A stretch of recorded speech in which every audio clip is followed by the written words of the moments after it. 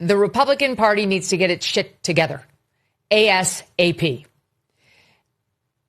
I'm really glad we spent the past couple of weeks, as Sean Davis of The Federalist put it, policing some young person's group chat, what a podcast host said, and what the head of a think tank over at Heritage had to say. I'm really glad that the Republicans devoted so much time to that. That was a great move. Terrific move.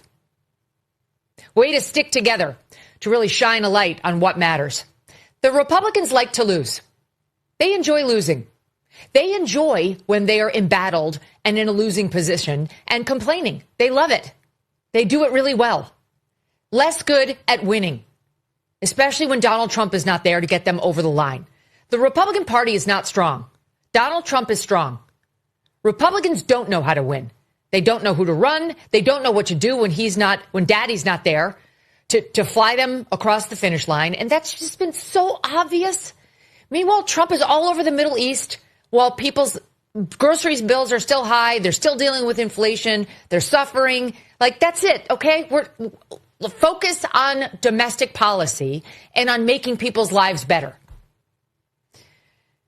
That's really all I have to say. Those are my top line thoughts. There's a lot to get into on why this happened and so on, but that's my top line takeaway. Yes, I don't know if you disagree with Megyn Kelly. According to me, she is right. Republicans need to put their things together. A lot is going on. These elections, few hours ago, is actually a lesson that if these people can pick up fast, a lot will go wrong. This guy last night, the anger that he spewed, I mean, he dropped the mask immediately. Mamdani did. Immediately. He got up there and was all but rubbing his hands together, looking at his new power and what he's going to do to the city of New York. God bless them. I wish them all the luck.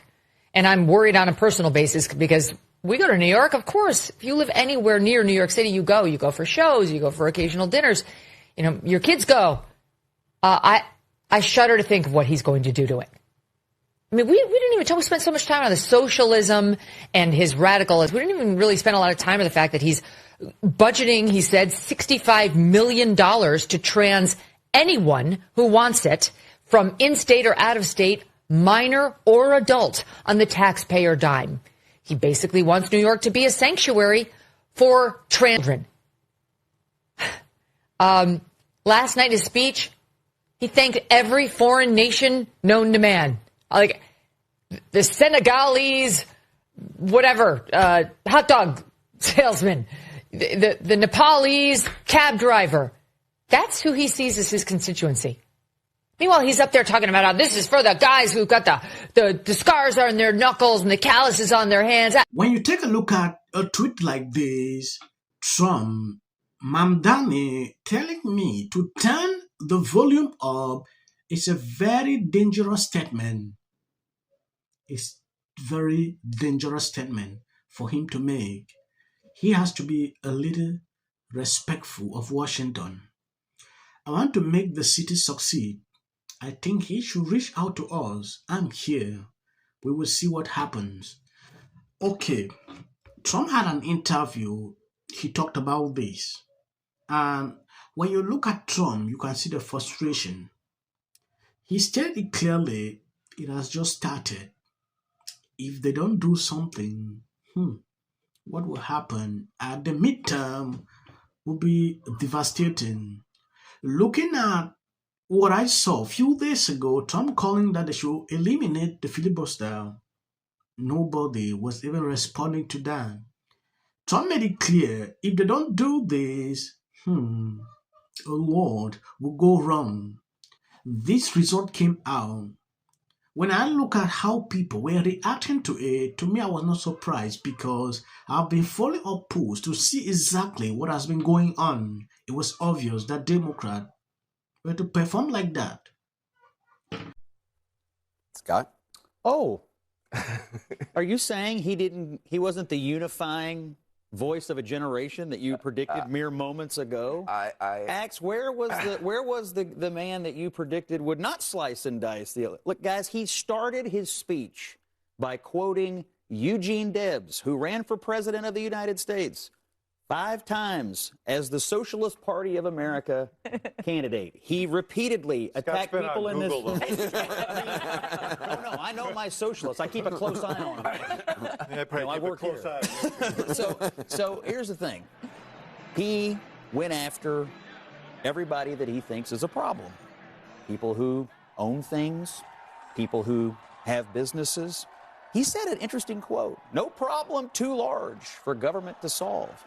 Or too small, important. And so when you think of the world that way, that every problem, no matter how small or how large, is something for government to do, let me just decipher this for you. Tax increases as far as the eye can see, which means the people who need to provide jobs to the young people that you say need jobs are going to flee as quickly as they possibly can. I think this was a divisive speech, and he clearly sees the world in terms of the people who are oppressing you and the oppressed. And he said the oppressed are now in city. I wouldn't overread it. Virginia, in particular, has never been a great bellwether. I don't think a lot of folks had a lot of confidence in the Virginia campaign that was run on the Republican side. You know, what is more interesting about this whole thing, the image he has portrayed during campaigns, TikTok videos he put out, you see a different person, but immediately he won. He unmasked. He was angry. If you look at even Trump's response to that speech, it should tell you something. Yeah. It was not really a friendly speech. He was angry. I believe you've won. Yeah. You should do a speech now like, oh, I'm now the mayor. You know, a unified speech, that is what a lot of people expected. But what I saw was totally different. And now, according to MMBC, they are saying Republicans don't really care about this because they're going to rig the midterm. This is their new talking point. Here's the side of the Republican Party, this Republican Party, you cannot lose sight of. The reason they don't care, it seems like they don't care, is because they got a plan B. Well, definitely, yes. And the plan B is the state election offices that they now control. And setting up those operations going into 26 to make sure not just that you have ballot watchers and poll watchers, but they have their fingers in some degree on the system is something that you need to be mindful of, because you can't lose sight of that side of this equation of how they get the ultimate control. And the key theme of all these races tonight is that in them we do see, in my view, the future of the Democrat Party. Because no matter what the results are tonight, we know it is now in the hands of the squad. This is AOC's party, which, by the way, you might recall I predicted would be the case back in 2019. And by extension tonight, it's Zohran Mamdani's party, it's Jay Jones's party, and it's Omar Fateh's party. A communist born in Uganda, a lunatic with a fetish, and a socialist who wants to reimagine policing. Isn't that great? They're all favored to win. But even if they somehow don't, their influence will continue. I believe you've seen. I'm just here to report the news so you can see exactly what is going on. It has happened. What is the way forward? This is a question Republicans need to be asking themselves right now. When I look at this race, Eric Adams dropped out. This Siwa was supposed to drop out. If you look at the percentages, you can clearly see that Cuomo was actually topping up after the endorsement of Trump Elon Musk. I would not like to even emphasize on this. It has already happened. The Gov is supposed to look into this and try to figure out what is going on. I want to appreciate people constantly supporting me, sharing out my videos. God bless you abundantly. Never stop to support me. If you see my notification, always share out the videos.